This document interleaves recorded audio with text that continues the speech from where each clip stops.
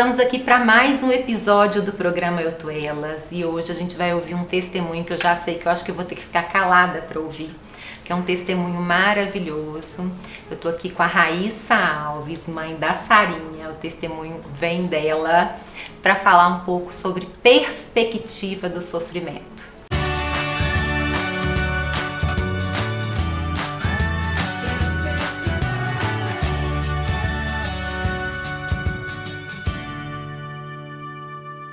Eu e a Rai, a gente faz parte do mesmo grupo de oração.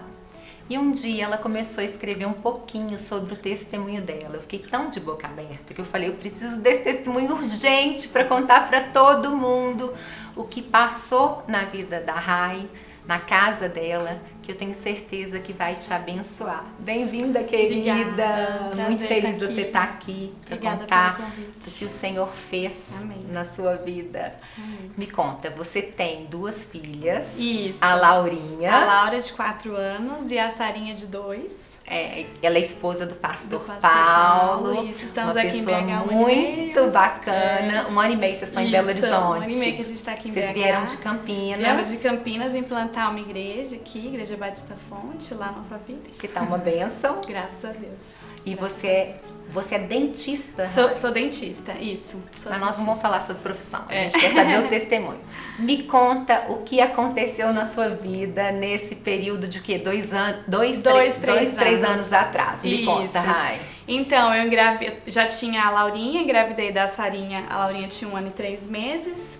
Aí quando nós fomos fazer o ultrassom morfológico, a médica viu que tinha algum problema com o coração dela e ela estava muito pequena dentro da barriga. Então ela me encaminhou para que eu fizesse um ecocardiograma fetal.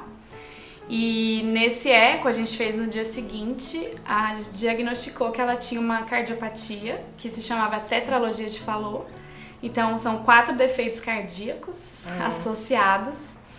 E ela falou, olha, ela vai nascer, mas o tratamento para esse tipo de cardiopatia é cirúrgico, não tem outra forma, não tem como fechar, resolver, é cirúrgico. Então, desde as 21 semanas, a gente já sabia que ela ia ter que passar por esse procedimento antes de 1 ano de vida.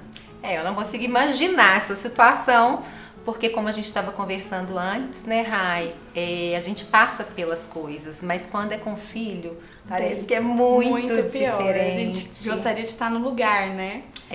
E aí, junto com isso, por conta da restrição de crescimento, eles achavam que ela podia ter uma síndrome, né? Teve médicos que até afirmaram, não, ela tem uma síndrome, porque criança cardiopata não é pequena. Então a gente ficou assim, até quase o final da gestação, achando que ela tinha uma síndrome também. Né? E aí quando você recebe uma notícia dessa, né? A gente que tem fé, graças ao Senhor, nós sabemos para onde correr. Exato. Qual foi a reação de vocês? Como que foi esse sentimento? Porque a gente tem fé, mas a gente é carne. Exato. Eu acho que assim, a primeira reação foi de tristeza, né? Eu acho que eu esperava que a gestação fosse que nem da minha primeira filha, que foi uma gestação tranquila. Então, mesmo sendo da área da saúde, uma notícia de cardiopatia, assim, é uma coisa que tira o chão. É um mundo novo, né? Que a gente teve que desbravar. E então eu acho que foi difícil, teve um momento do luto, do choro, mas eu acho que a gente aprendeu a decidir, teve aquela questão da decisão de confiar em Deus. Amém. Né? Então a gente teve que decidir olhar para o que a palavra de Deus fala sobre o sofrimento, né? Entender que assim todos nós vamos passar por isso, né? A vida não é feita só de passos verdejantes, né? Não, nem um pouco. Ela tem os vales da aflições. sombra da morte. Para nós esse foi um vale bem sombrio, mas assim é o que a gente estava falando, né? Nos bastidores. Não tem como passar sem o Senhor, né? Porque a gente, na verdade, a gente não tem forças, né? Por nós mesmos a gente cai. E quando a Sarinha... Então vocês continuaram com a gravidez, crendo no milagre do Senhor. E então a Sarinha nasceu e ela já saiu direto pra cirurgia? Como que foi esse processo assim? Isso, ela nasceu, eu dei um beijinho nela, ela foi direto pra UTI. E aí o cirurgião cardíaco foi avaliar ela. Então tinha essa possibilidade de ela precisar fazer algum procedimento logo que nascesse, mas graças a Deus não precisou. Dentro da tetralogia de Fallot ainda tem 3 estágios. Ela nasceu como Pink Fallot, que é o mais leve. Então ela é uma cardiopatia que causa cianose, a criança fica roxinha. Ela não tinha, né, esse quadro. Então ela ficou 6 dias na UTI, voltou para casa. Me falaram que a amamentação ia ser difícil, mas ela mamou no peito até 9 meses. Então, assim, foi uma bênção também. E aí, quando ela fez 9, 10 meses, ela começou a perder peso. Aí o cirurgião falou, olha, chegou o momento da cirurgia cardíaca, né? Então a gente agendou o dia da cirurgia, a gente dormiu no hospital um dia antes com ela fez o preparo todo. E aí fizemos a cirurgia, durou 7 horas, né? Foi peito aberto, circulação extracorpórea. A circulação extracorpórea é algo muito incerto, tem criança que para órgão, para rim, então as primeiras 72 horas são bem difíceis, né? Vê-la na UTI entubada foi algo assim bem difícil para nós. Mas graças a Deus, assim, tudo corrigido. Hoje ela vai nos especialistas e eles ficam surpreendidos com o resultado cirúrgico dela. Não dá nem pra ouvir soprinho, mais nada. Antes a gente é uma sentia criança normal. Normal, não tem restrição, assim, de atividade física. Ela tem uma vida normal, extremamente esperta. Foi, assim, um milagre mesmo. Ela poderia ter atrasos cognitivos, motores, ela não teve, assim. Foi um milagre de Deus, uma bênção de Deus, assim. E quando a gente passa por tudo isso, a gente estava conversando que sofrimento a gente vai passar, todos nós iremos passar. O Senhor não nos prometeu que a nossa vida ia ser perfeita, mas Ele sempre nos prometeu que Ele estaria conosco, independente da circunstância. Exato. E Ele esteve com vocês o tempo todo, por mais que tem hora que a gente chore, a gente quase desespere, a gente fique ansiosa. Eu não consigo imaginar o tanto que você deve ter ficado ansiosa. Exato, eu estava até falando com você, né? Eu acho que sempre que a gente tem ali as nossas dificuldades, um pecado que a gente tem, algum problema, Deus nos dá a oportunidade da gente aprender ser trabalhada na prática, né? E eu vejo muito isso na minha vida, né? Deus colocou ali uma situação para trabalhar mesmo a minha ansiedade em algo que eu não podia, que eu não tinha o controle de nada, né? Que a gente entende que o controle é só dele mesmo e a força vem só dele, né? E aí, como eu tava falando, né, a primeira, assim, a gente chorou, teve um momento de choro, um momento de lamento, né, pela notícia. Lícito, né? A gente sente, né, Rai? Exatamente, porque é uma notícia difícil, né, ainda mais que nem a gente tava falando, sabendo que vai acontecer com um filho nosso. Mas a gente olhar para isso com a perspectiva correta muda, né, a situação. E a gente teve esse momento que a gente precisou decidir, e aí eu vou decidir confiar no Senhor, vou decidir buscar nele o que Ele fala na palavra dele sobre o sofrimento, para que serve o sofrimento, né? O sofrimento não significa que Ele se esqueceu de mim ou que eu fiz alguma coisa e Ele está me punindo, muito pelo contrário, é a demonstração do amor de Deus por nós, né? Através do sofrimento que Ele nos molda, que Ele nos transforma cada vez mais parecidos com Ele, que Ele embute em nós o caráter dele, né? Então a gente pode desfrutar disso nesse momento, né? Um versículo que até eu ganhei da minha mãe uma arte depois pra gente lembrar desse dia, que marcou muito a gente nesse período, foi Josué 1:9, né? Então, que assim, seja forte e corajoso, né? Não desanime, eu estarei com você por onde você andar, né? E então, a gente saber que Deus está com a gente ali, segurando a nossa mão, né, faz toda a diferença. E olhar com essa perspectiva, né, de um Deus amoroso que está querendo cuidar de nós, que está querendo nos transformar a cada dia, nos moldar. Não como se fosse algo punitivo, né, como se Deus tivesse esquecido de você. Mas não, Ele quer ensinar. Através do sofrimento Ele quer ensinar. E eu acho que cabe a nós essa decisão.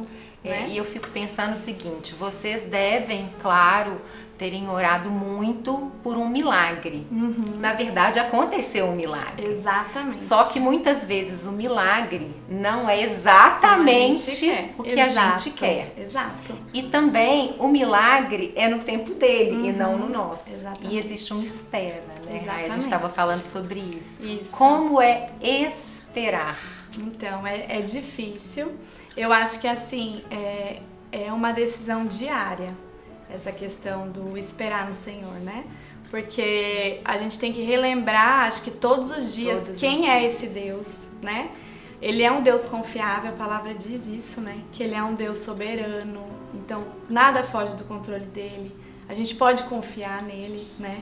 Ele tá no controle da situação, mesmo que para nós pareça um caos, né? Então, para mim, é uma decisão muito diária de você, todo dia, relembrar quem é esse Deus, que ele é confiável e entregar, né, a aflição a ele, né? Então, é algo diário mesmo, é uma decisão diária, algo que a gente tem que praticar todo dia, porque a gente esquece, né?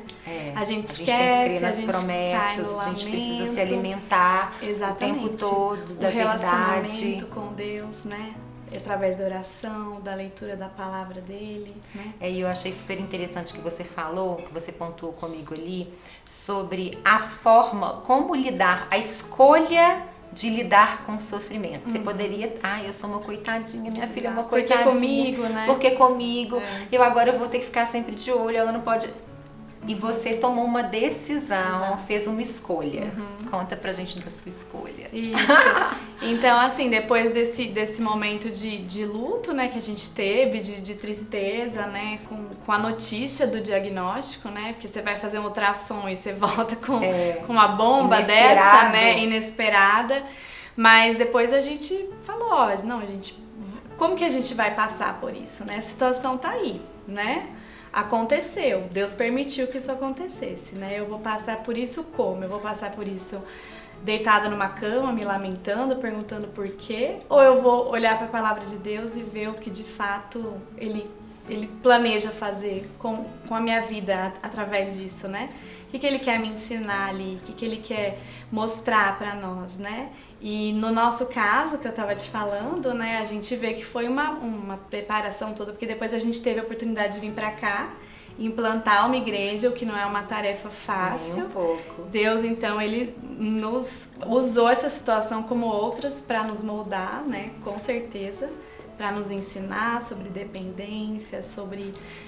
eu acho que propósito também. Renúncia. Demais. Propósito. Demais. Nossa, foram muitos ensinamentos. Propósito demais. Porque você vê assim, nem os nossos filhos são nossos, né?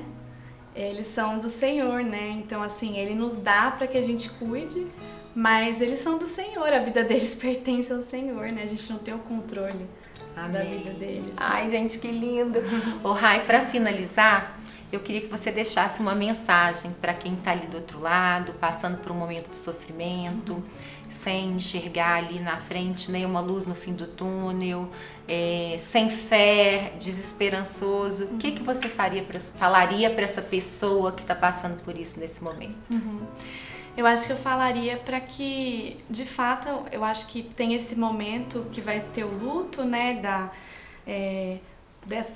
desse diagnóstico que a pessoa receber, mas eu acho que parte de nós uma decisão mesmo de confiar no Senhor. Amém. Confiar que essa circunstância que você está hoje é o melhor que você poderia estar. Porque se tivesse uma outra circunstância melhor do que essa, você já estaria, com certeza, né? Amém. Porque Deus, ele já teria te colocado nela. Então, mesmo que seja um momento de dor, de sofrimento, de lamento, não esquecer que Deus é soberano e Ele está no controle dessa situação. E Ele já sabia que você ia estar aqui hoje, e ele contando pra gente exatamente, o testemunho da Sarinha. Exatamente. Eu acho que na hora não é fácil, né? Não é fácil, mas o Senhor nos capacita. Só Ele.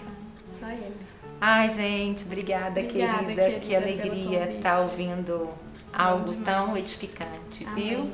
Eu quero te agradecer e agradecer a vocês que estão aí do outro lado, nos ouvindo. Espero que essa mensagem tenha te edificado, assim como me edificou. Obrigada, Saifresh, por ser o nosso patrocinador sempre. Obrigada, 8 Filmes, por estar aí do outro lado, fazendo isso tudo acontecer. Gente, obrigada. Fiquem com Deus. Tchau. Tchau.